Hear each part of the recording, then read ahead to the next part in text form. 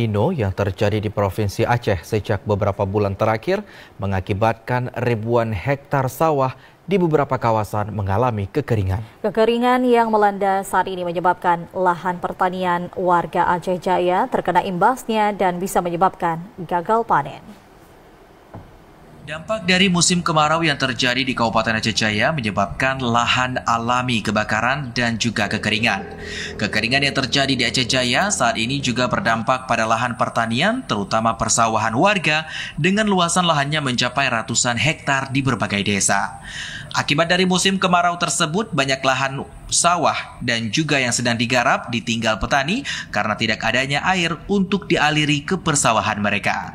Dengan fenomena yang terjadi saat ini, banyak petani khawatir akan gagal panen lantaran persawahan mereka mengalami kekeringan.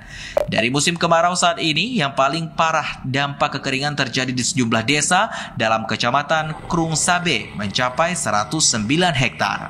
Sekretaris Dinas Pertanian Aceh Jaya, Dailami, mengatakan lahan sawah terjadi kekeringan mencapai 174 hektar yang tersebar di 9 kecamatan.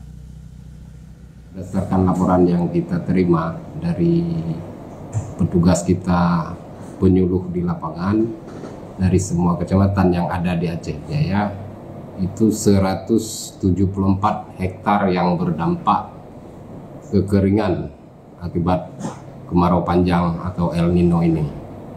174 hektar itu dari 9 kecamatan dan beberapa desa yang ada di Aceh Jaya yang terdampak pada khususnya tanaman padi.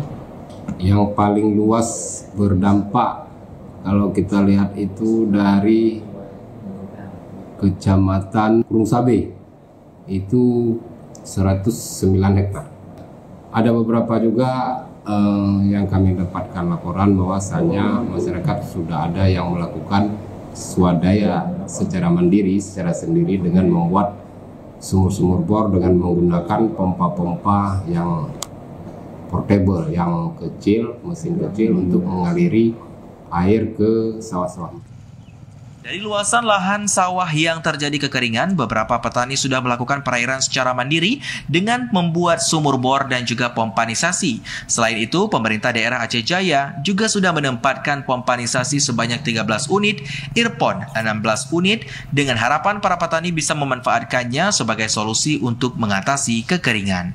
Dari Aceh Jaya, Musliadi TVRI melaporkan.